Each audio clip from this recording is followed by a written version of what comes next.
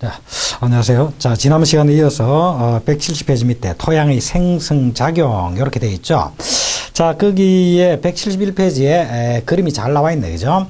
그래서 이제 바위가 풍화작용으로 인해서 풍화 생성물이 행성이 되는데 이게 바로 토양의 모재다 이런 이야기고, 자, 이 토양의 모재가 다시 풍화작용을 쭉쭉쭉 받으면서 토양으로 다시 형성될 수가 있다. 자, 이와 같이 모재가 토양으로 변해갈 때 받는 작용을 토양의 생성작용이라고 하고, 토양이 생성될 때 풍화작용이 일어나고 있으므로 풍화작용과 토양 생성작용은 끊임없이 함께 진행이 된다 이렇게 볼 수가 있습니다. 자, 토양의 생성인자 한번 봅시다. 이런 토양을 생성시켜주는 요인들이 어떤 것들이냐 이런 이야기인데요. 이거는 이제 기후라든지 뭐 생물이라든지 그 다음에 토양 모재가 되는 여러 가지 바위라는 이런 거라든지 또는 지행이라든지 풍화 기간이라든지 뭐 이런 등등이 결국 토양을 생성하는 것과 관련되는 이러한 인자들이다 이렇게 이제 볼 수가 있습니다. 하나하나 간단하게 한번 보면 기후가 토양 생성작용에 끼치는 영향은 매우 크다. 밑줄 그어 놓으시고. 그럼 당연하지. 기후가 토양 생성작용에 끼치는 영향은 매우 큽니다. 자, 밑에 오른쪽에 보면 우리나라의 강수량은 연평균 1300mm 정도로 많은 편이며 7월과 8월에 집중하여 비가 내린다. 이 때문에 연기의 용탈이 심하여 토양이 산성화되기가 쉽다. 이렇게 되어 있죠. 자, 토양이 형성이 되는데 그 중에서도 이제 우리나라의 경우 여름에 비가 집중적으로 많이 오지. 비가 집중적으로 많이 오면은 그 비로 인해서 토양에 포함되어 있는 염기, 나트륨이라든지 이런 염기가 물에 쉽게 내려가 버리기 때문에 우리나라의 토양은 산성 토양이 상당히 많다. 이렇게 볼 수가 있습니다. 그 다음에 생물.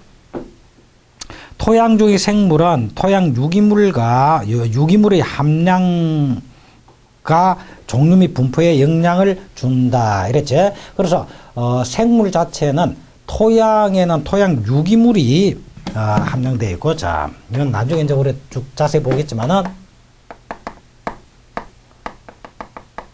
토양에는 무기물이 함유되어 있습니다. 자, 이런 유기물은 결국은 생물이 식물이라든지 동물도 해당되겠지만은 그 생물의 잔재들이 모여서 형성된 거란 말이야. 그러니까 결국 토양을 형성하는 요인 중에 이런 생물들도 토양 유기물을 구성하는 요소가 되기 때문에 당연히 토양 생성 인자가 되는 것이다. 이런 얘기죠.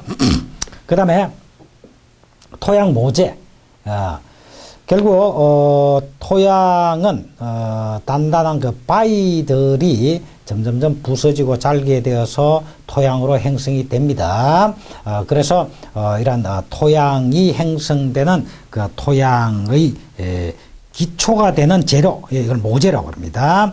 자, 이러한 토양 모재가 무엇이냐에 따라서 그 토양의 특성이 많이 달라집니다. 그래서 자, 우리나라의 토양 모재에서 둘째 줄 보니까 우리나라 전국토 면적의 약 3분의 2는 화강암이다 이랬죠. 화강암. 그래서 화강암이 토양 모재로 되고 있다. 자, 우리나라의 경우 토양 모재의 가장 많은 부분은 화강암이구나 이렇게 이제 볼 수가 있습니다. 화강암이다. 3분의 2가 화강암이다. 그러면 이제 화강암은 어떤 특징이 있느냐? 화강암에서 유래한 토양은 거친 알갱이가 많고 토심은 보통이며 갈색을 띠지만 풍화가 심하면 작은 알갱이가 많고 토심이 깊은 적색 토양이 되기도 한다 이렇게 되어 있지. 그래서 이제 화강암으로부터 유래된 토양은 주로 거친 알맹이가 많고요. 거친 알맹이가 많고 토심은 보통이며 갈색을 띠고 있는 것이 일반적이다. 일반적으로 그렇다 이런 얘기입니다. 그래서 화강암에서 유래한 토양이 우리나라의 전국토 약 3분의 1을 차지하고 있구나. 그 다음에 지형은 당연히 토양 침식에 영향을 줍니다. 그리고 지형의 경사도가 어느 정도 되느냐에 따라서 경사도가 심하면 비가 올 때 토양의 침식이 굉장히 많이 나타나겠죠. 이런 지형이 토양 침식에 당연히 영향을 줄 것이고, 또 그 지형이 토양의 수분을 어느 정도 흡착해서 함유할 수 있겠는가라는 것하고도 관련이 있다 이렇게 볼 수가 있습니다. 그 다음에 풍화기간. 풍화기관은 결국 이와 같은 암석이 바위가 풍화되어서 토양 모재가 되고 이것이 이제 점점 풍화작용이 계속되면서 이제 토양으로 이렇게 행성이 되는데 이 풍화기간은 토양이 이와 같이 생성 발달하는 기간을 말하는데 같은 기간이라 해도 토양 생성 속도가 빠르면 토양의 발달 속도는 달라질 것이다. 같은 풍화기간이라고 하더라도 토양 생성 속도에 따라서 토양의 발달 정도는 분명히 달라질 것이다. 이런 이야기입니다. 자, 그 다음에 171페이지 토양의 단면 형태. 자, 토양을, 지면을 수직으로 파 내려간 다음 단면을 조사해 보면, 이 말이에요. 그래서 이제 토양이 지표가 열어 있고 수직으로 쭉 파 내려가면서 이 단면을 조사해 보자. 이 단면을 보니까 요렇게 여러 개의 층으로 형성되어 있더라. 이런 이야기입니다. 그렇죠, 그죠? 그래서 맨 위측이 유기물층이고요, 이게. 생물의 잔재, 동식물의 잔재가 집적되어 있는 유기물층이고요. 그 밑에 이제 무기물들이 있는 표층이 되고요. 그 다음에 용탈층이 있고, 그 다음에 집적. 모재층, 모암층. 자, 뭐 이런 등등으로 층별 구조를 가지고 있더라. 자, 그래서 파고 들어갔더니 토양의 빛깔과 알갱이의 크기를 달리하는 몇 개의 층으로 구분될 수가 있다. 그래서 이 층이 쭉 나와 있는데 토양은 O, A, E, B, C, O, A, E, B, C의 5개 주층으로 크게 구분이 된다. 이렇게 되어 있죠. 그래서 이걸 이제 층을 할 때 O, A, E, B, C. 이렇게 이제 층으로 구성이 된다. 자, 그 할 때 이제 5층은 유기물층으로 동식물의 유체가 집적된 층이다. 그래서 5층은 유기물층으로 여기 이제 유기물이 집적되어 있다. 유기물이 뭐라고 했다? 동물이나 식물의 잔재다. 그지? 그래서 동식물의 유체가 집적된 층이다. 그 밑줄 거 놓으시고, 자, 뒤로 넘어가서 172A층 한번 봅시다. A층은 무기물층의 가장 위층으로서 부시가 된 유기물을 함유하며 암색을 띈다. 무기물층의 가장 위층이다. 그래서 A층은 무기물층의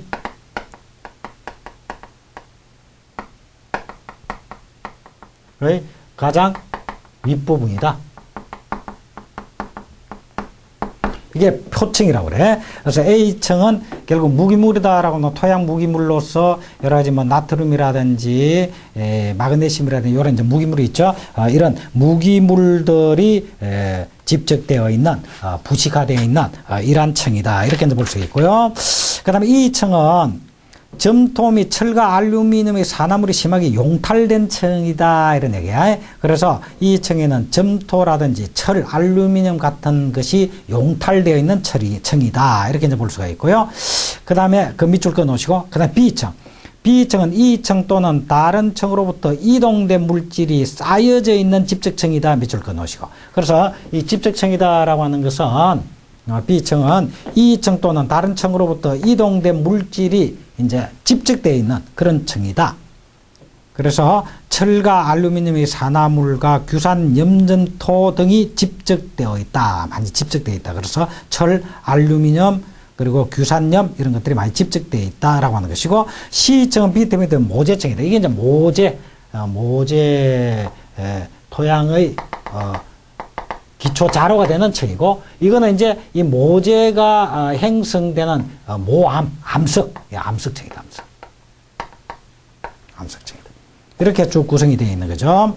그래서 모재층이고, 그 다음 C층 밑에는 풍화되지 않은 바위층이 암층, R층, 바위층, 암석 바위층이다. 자, 이런 식으로 이제 단면 구조를 쭉 가지고 있다라는 겁니다. 자, 그러니까 이걸 우리가 이제 세세하게 구분하니까 막 이렇게 자세하게 이야기를 하고 있는데, 간단히 이야기하면은 이와 같이 토양의 단면은 기본적으로 5개 정도의 층으로 구성이 되어 있구나. 맨 위층은 유기물들이 이제 집적되어 있는 유기물층이고, 바로 그 밑에 이제 표층이 형성되어 있고, 이제 쭉 내려가서 모재층이 있고, 맨 밑에 부분이 모암층이다. 이렇게 이제 대충 구성이 되어 있다. 이 정도로만 여러분들 기억하시면 되겠습니다. 자, 이제 토양을 분류를 한다라는데, 토양 분류하는 방법이 생선론적 분류와 행태론적 분류해서, 생선론적으로는 목, 아목, 대토양군, 개통. 그 다음에 행태론적으로는 목, 아목, 대군, 아군, 개통. 자, 대군, 아군으로 별도로 행태론적으로 구분을 하고 있는데, 생태론적으로는 이걸 합쳐서 그냥 대토양군 이렇게 나누고 있습니다. 자, 이런 식으로 뭐 분류를 하고 있는데, 자, 이런 분류들 뭐 자세하게 여러분들하고는 알 필요가 없고요. 우리나라의 경우에 충족토가 제일 중요하다라는 거 아까 이야기를 했고, 충족토가 중요하다라는 걸 이야기했고, 토양을 분류할 때 뭐 생태론적으로 목, 아목, 대토양군, 개통 정도로 분류를 하는구나. 자, 그러면 172페이지에 밑에서 하나, 둘, 셋, 넷, 다섯, 6째 줄. 같은 통에 속하는 그 끼리는 표토의 토성을 제외하고는 토양 단면의 특성이 같다. 즉, 통이라는 것은 같은 종류의 모재에서 같은 생성 과정을 거쳐 발달한 토양의 무리를 말하는 것으로서 토층의 배열이나 성질이 같은 것이 통이다. 그러니까 우리는 토양을 분류할 때 맨 마지막의 분류 체계가 개통하는 통입니다. 그러니까 같은 통에 포함되는 토지다라고 하면, 같은 통에 포함되는 토지다라고 한다면은 모재도 같고 생성 과정도 같고, 그래서 토층의 배열이나 성질이 같은 그런 토지의 군이다. 이렇게 볼 수가 있겠죠. 자, 그래서 맨 밑, 그래서 우리나라의 주요 토양 위에 통이라는 것은, 자, 밑줄짝, 통이라는 것은 같은 종류의 모재에서 같은 생성 과정을 거쳐 발달한 토양의 무리로서 토층의 배열이나 성질이 동일하다. 여기까지 밑줄짝. 됐죠? 자, 그다음 우리나라의 주요 토양 중에서 173페이지 1번에 있는 충적토. 아까 전에 이야기했듯이 충적토가 우리나라의 경우에 가장 대부분을 차지하고 있다. 그래서 하천이나 강을 따라 고루 분포하고 있으며 흐르는 물에 의해서 운반된 모재가 퇴적되어 이루어진 토지이다. 토양이다. 토양이 비옥하고 간계형 수온이 가까이서 집약적 농업이 쉽게 이루어지고 있어서 농업적으로 많이 이용되고 있다. 이것이 충적토다. 이런 이야기입니다. 그리고 우리나라의 경우는 큰 평야는 대부분 다 이러한 충적토에 해당된다. 자, 여기까지 정리를 하시고요. 자, 그 다음에 173페이지 내려서 토양의 성질과 작물의 생육 이제 들어가 봅시다. 지금까지 이야기한 바 토양에 대한 이런 것들은 그렇게 중요한 것은 아니고, 자, 이제 토양이 우리 재배학에서는 작물의 생육과 어떠한 관련성을 가지고 있느냐, 이게 이제 중요하죠. 자, 토양의 구성에서 토양의 삼상분포 이렇게 나오죠. 삼상이다 하는 것은 세 가지 행태입니다. 그러면 고체다, 액체다, 기체다, 이게 삼상이지.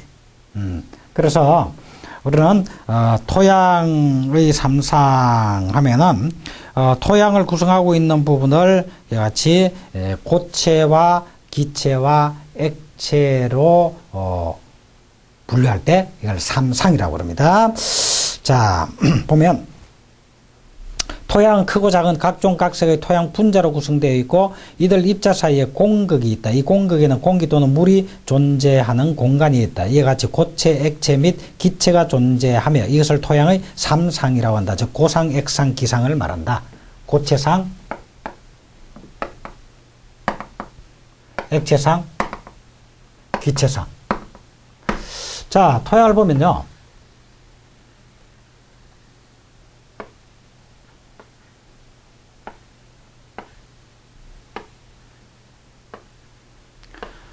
이런 많은 알갱이들이 이렇게 크고 작은 각종 토양 분자, 토양 알갱이들이 이렇게 결합되어 있습니다. 그지? 알갱이들이 이렇게 결합되어 있는데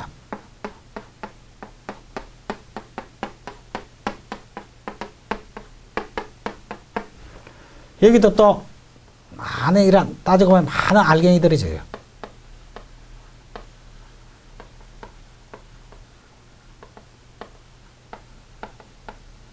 네? 자, 그러면 이 알갱이들 자체, 요런 것들은 고체 상태지. 고상입니다, 고상. 그렇지. 그런데, 지금 이제, 요게 공극이라고 그래. 그 다음에, 이 작은 알갱이들 사이에서 여기도 가운데 조금 빈틈 이런 거 공극이라고 그래. 이걸 소공극, 이걸 대공극. 그러면 소공극이나 대공극 안에는 주로 뭐가 차 있냐면은 물과 공기가 차 있어요. 주로 이제 소공극 안에는 주로 물이 아예 결합되어 있는 상태로 많이 있고요. 대공극 안에는 주로 이제 공기가 차 있는 것이 일반적입니다. 자, 그러니까 이러한 물이다 액상이죠, 액체. 공기다 기체. 자, 이와 같이 토양의 삼상은 고상, 액상, 기상이다. 이렇게 볼 수 있죠. 고상, 액상, 기상을 말한다. 그 밑줄자. 그래서 토양의 삼상이라고 한다. 즉 고상, 액상, 기상을 말한다. 밑줄 끊어 놓으시고 토양의 삼상 비율은 고상이 50%, 액상 및 기상이 각각 25%일 때 작물 생육에 알맞다. 그러면 토양의 삼상 구성은 어떤 것이 적합한가? 고상 50%, 액상 25%, 기상 25% 정도로 구성되어 있는 게 생육에, 작물의 생육에 적합하다. 이런 이야기입니다. 자, 그러면 이 고상을 유지하고 있는 것은 주로 무기 성분과 유기 성분입니다. 이 고상은 따지고 보면 알갱인데, 그냥 알갱인데, 이걸 구성하고 있는 것은 무기 성분과 유기물로 구성된 유기 성분. 이걸로 주로 구성이 되어 있죠. 그죠? 그래서 무기 성분이 45%, 유기 성분이 한 5% 정도. 무기 성분이 45%, 무기 성분이 5% 정도 해서 합치면 50% 정도 이렇게 구성되어, 고상으로 구성되어 있는 게 적합하다. 이런 이야기죠. 그죠? 자, 그래서 생육에 적합한 것은 무기질 토양의 고상이 50%, 액상 및 기상이 각각 25%일 때 작물 생육에 알맞다. 거기까지 밑줄자. 됐죠? 그렇게 밀 것이고요.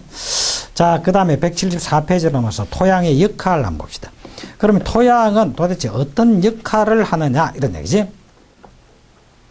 토양은 어떤 역할을 하느냐? 자, 작물은 광합성과 호흡 및 생장 등에 필요한 것 중 이산화탄소와 산소는 대기로부터 얻을 수 있지만 양분과 수분은 일반적으로 뿌리를 통하여 흡수한다. 작물 생육을 위하여 토양이 하는 역할은 수분과 양분을 저장 공급하는 것이며 또 작물이 뿌리를 내리게 하여 기계적으로 지지하는 것이다. 이렇게 돼 있지, 그지? 그래서 막 크게 따지면 여러분들이 많이 알겠지만 토양하면은 작물이 이렇게 자랄 수 있도록 밑에 뿌리가 뻗어서 지지를 해주는, 이 작물을 지지를 해주는 이런 역할을 당연히 할 것이고, 그지? 그 다음에 뿌리를 통해서 토양에 있는 수분과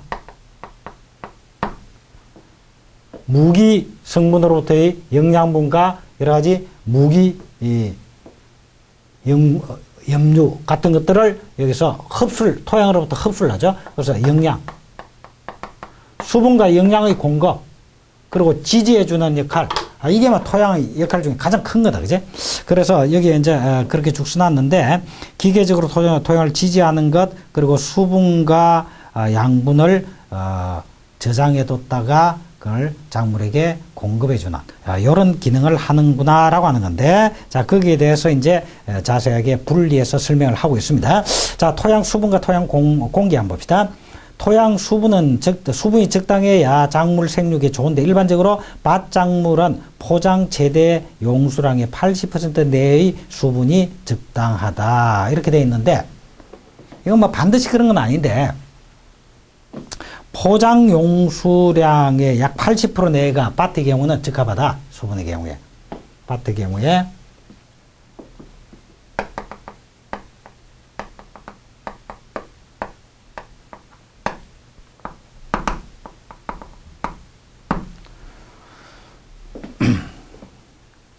밭작물의 경우 포장 최대 용수량의 약 80% 정도 이렇게 되어 있나, 그지?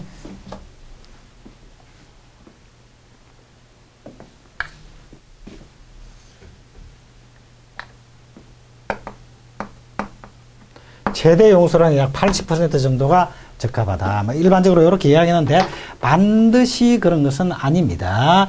자, 최대 용수량이다라고 하는 건 뭘 최대 용수량이라 하냐면 여기 이제 물이 자, 토양에 있으면 요 소공극이죠. 소공극에도 물이 가득 차 있고 대공극에도 물이 가득 차 있는, 대공극에는 일반적으로 공기가 차지하고 있는데 이 대공극 자체까지도 물이 가득 차 있어요. 그러면 물이 완전히 이 토양에 가득 차 있는 상태지. 이게 최대 용수량이다. 최대 용수량. 그래서 최대 용수량이 약 80% 정도의 수분을 가지고 있는 것이 적당하다 이렇게 이야기를 하는데 반드시 그런 것은 아니고 작물의 종류에 따라 다 다릅니다. 그 다음에 토양 공기는 토양 중에 공기가 적거나 또는 산소가 부족하고 이산화탄소 등 유해가스가 많으면 작물 뿌리 기능을 제하여 생육이 나빠진다. 당연한 이야기지. 그래서 토양에 수분도 적당해야 되고 요 안에 공기도 적당해야 됩니다. 토양 안에 이 공기, 대공극에 있는 공기량이 너무 적어서 산소 함유량이 적으면은요 뿌리가 충분히 활발하게 활동을 할 수가 없기 때문에 뿌리를 통한 수분이나 양분의 흡수 같은 것이 떨어지게 되어서 작물의 생육에 지장을 초래하게 됩니다. 그 다음에 양분의 저장과 공급. 토양에 있는 양분은 존재 행태에 따라 고체 상태로 존재하는 불용성, 토양 알갱이에 흡착된 교환성, 토양 용액 속에 녹아있는 수용성으로 구분된다. 밑줄자. 자, 그러면 이제 양분을 뿌리를 통해서 흡수를 해야 되겠죠? 그런데 이런 양분이 존재 행태는 고체 상태로 토양 안에 존재하기도 합니다. 고체 상태로 토양에 존재한다는 말은 불용성이라고 그래요. 물에 녹지 않는 거지. 물에 녹지 않으니까 이런 불용성의 상태를 뿌리가 그대로 바로 흡수하기는 힘들죠. 그지? 그러나 어쨌든 양분 자체는 이같이 불용성으로 존재하는 부분도 있고, 그 다음에 토양 알갱이에 흡착된 교환성이다라고 하는 말은 토양 알갱이에 흡착이 되어 있는데 이게 이제 토양 용액에 있는 다른 어떤 성분하고 교환됨으로써 이 용액 속으로 흘러나가가지고 수용화될 수 있는 그런 상태에 있는 행태를 교환성이라고 그러고, 아예 물에 잘 녹아있는 수용성, 이렇게 이제 나눠볼 수가 있습니다. 그러면 식물이 흡수하기 이용하는 양분은 주로 수용성과 교환성이다. 당연하지, 그지? 그러니까 불용성의 경우에는 흡수하기가 어렵다. 수용성과 교환성이다. 고체 상태의 성분은 그대로는 식물이 이용할 수 없고 미생물의 작용 또는 화학적 작용에 의해서 분해되어 물에 녹아서 이온화되어야만이 물에서 흡수할 수 있는 것이다. 이런 이야기입니다. 자, 어쨌든 토양에는 이런 양분이 있는데 이 양분이 있는 행태도, 양분이 어떤 형태로 있느냐라고 할 때 아예 알갱이로 굳어져 있는 이런 고체 형태로 있는 것도 있고, 양분 자체가 이런 고체 형태는 물에 녹지 않는 불용성입니다. 그 다음에 아예 물에 녹아있는 수용성의 형태도 있을 수가 있고, 요 중간 정도의 형태가 교환성이에요. 교환성. 이 불용성과 수용성의 중간 정도가 교환성이다. 이렇게 보시면 돼요. 그러니까 토양 용액 속에 있는 다른 이온과 교환이 되어서 용액으로 유출되어 나올 수 있는 이런 교환성. 자, 그러면 이런 수용성과 교환성은 당연히 뿌리에서 그대로 바로 흡수가 되겠죠. 그럼 불용성은 흡수가 안 된단 말이에요. 흡수가 안 되니까 이 불용성의 양분이 흡수되기 위해서는 결국 미생물의 작용에 의해서 이것이 분해되고 이렇게 될 필요가 있다. 이런 분해가 되어서 이온화되어서 물로서 흡수될 수 있는 것이다. 이렇게 이제 볼 수가 있죠. 자, 그 다음에 175페이지 토층. 토양이 수직적으로 분화되어 있는 그 토양층을 토층이라고 합니다. 자, 토층은 작토, 서상, 심토 이렇게 나올 수 있는데 작토다라고 하는 말은 그야말로 작물이 뿌리를 내려서 주로 갱작이 이용되고 있는 토양의 부분을 작토라고 합니다. 자, 그래서 작토 여기에 175페이지 작토에서 오른쪽에 보니까 작물의 뿌리는 주로 작토에서 발달한다 이렇게 되어 있죠, 그지? 그러니까 작토는 작물의 뿌리가 정착을 하고 갱작이 이루어지는 이런 토양의 층을 작토라고 합니다. 갱작토 이 말이지. 작토라고 그러고 이 작토는 부식이 많고 흙이 검으며 입단의 행성도 좋다. 그래서 토양의 입단 구조가 주로 많이 형성되어 있고 여기는 부식물이 많이 부식되어 있어서 유기물이 풍부하고 그리고 일반적으로 부식물이 부식되어 있어서 색깔은 좀 검은색을 띠고 있습니다. 그래서 작토 밑줄 끌 것은 작물의 뿌리는 주로 이 작토에서 발달이 되고 부식이 많고 흙이 검으며 입단의 행성이 좋다. 여기까지 밑줄 쫙 됐죠? 자, 그다음에 서상. 서상은 작토 바로 밑에 있는 층으로서 갱운되는 보습 밑층이며 작토보다 부식이 적다 이랬지. 그래서 갱작하는 바로 아래층의 부분을 서상이라고 그러고 이 서상에는 부식물은 거의 적다 이렇게 볼 수 있고 이제 심토는 서상 밑에 있는 소위 말하는 깊을 심자 써서 토양의 깊은 층 이 말입니다. 심토. 그래서 이 심토에는 부식이 극히 적고 구조가 치밀하다 이렇게 되어 있죠, 그죠? 서상층의 아래쪽이고 부식이 극히 적고 구조가 치밀하다. 자, 여기까지 밑줄 긋고 그 다음에 작토의 질적 및 양적 문제는 작물의 뿌리의 발달과 생리장에게 크게 영향을 미치는데 일반적으로 작토는 가급적 깊은 것이 좋으며 질적으로는 양토를 중심으로 하여 사양토 내지 식양토로서 유기물 및 유효 성분을 풍부히 함유하고 있는 것이 좋다. 여기까지 밑줄 쫙. 자, 작토의 질적 및 양적 문제는 작물의 뿌리의 발달과 생리작용에 크게 영향을 미친다. 그러니까 작토가 바로 갱작이 이루어지는 그 토지이기 때문에 작토가 작물의 생육에 크게 영향을 미치는 겁니다. 그러면 일반적으로 어떤 게 좋으냐? 일반적으로 작토가 좀 깊은 게 좋아. 작토가 너무 얕으면은 뿌리가 옳게 정착하기가 힘들죠, 그죠? 그리고 이 작토 속에 유기물이라든지 영양분이 많이 있는데 작토의 층이 너무 얇으면 충분한 영양을 공급해 주지 못해. 그래서 작토는 좀 깊은 게 좋아. 그래서 작토는 가급적 깊은 것이 좋고요. 질적으로도 사양토 내지 식양토가 좋고 유기물이나 유효 성분이 풍부히 함유되어 있는 것이 좋다. 여기까지 밑줄 쫙 됐죠?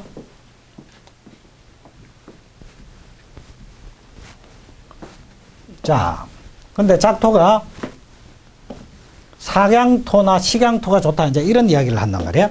이걸 우리는 이제 토지의 구성에 대해서 토성이라고 그래.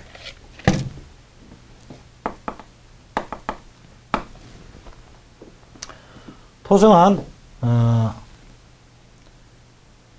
이 토양이 점토를 얼마나 함유하고 있느냐,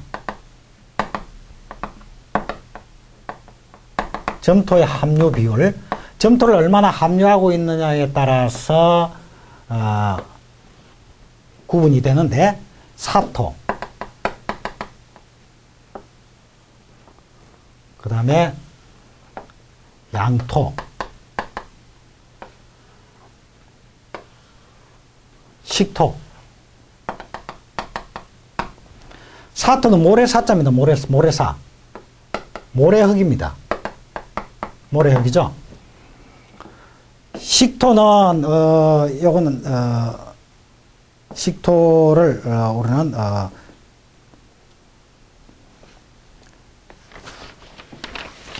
책에는 그걸 뭐로 표시를 해놨는지 모르겠네.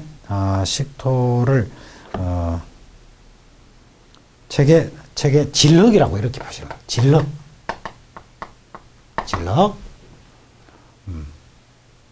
양토는 참흙이라고 그래요. 참흙. 자, 그러면 이 중간에 있는 거 사토와 양토, 이게 사양토예요. 사양토. 그 다음에 식토와 양토, 식양토. 사양토는 모래 참흙, 모래 참흙이고, 식양토는 질 참흙이지. 질 참흙. 자, 이런 식으로 이야기를 하는데, 점토의 함유 비율이 사토는 점토가 12.5% 이하입니다. 사양토는 12.5%부터 25% 정도. 양토는 25%부터 37.5% 정도. 식양토는 37.5%에서 50% 정도. 식토는 50% 이상.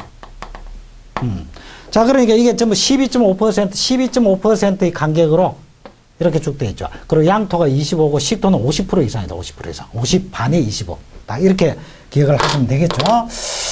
자, 그러면 이 중에서 토성이 우리 작물의 생육에는 어떤 토성이 좋으냐라고 할 때 양토를 중심으로 해서 사양토와 식양토 요 범위에 해당되는 토성이 작물의 생육에 좋다 이 말입니다. 그래서 사양토 내지 식양토로서 유기물 및 유효 성분을 풍부히 함유하고 있는 것이 좋다 이렇게 되어 있고요. 그 밑에 오른쪽 보니까 심토. 심토의 성질도 작물 생육에 관계가 깊어서 심토가 너무 치밀하여 심토가 너무 심토의 구조가 너무 치밀하여 투수도 잘 안 되고 투기도 안 되고 투기는 바람이 통과하는 거 투기도 불량하고 이렇게 되면 생육에 그다지 바람직하지는 못하다 이렇게 볼 수가 있겠죠. 자, 이번 시간 여기까지 하고 이제 다음 시간 연결하도록 하겠습니다. 자, 이번 시간 여기까지 하겠습니다. 수고하셨습니다.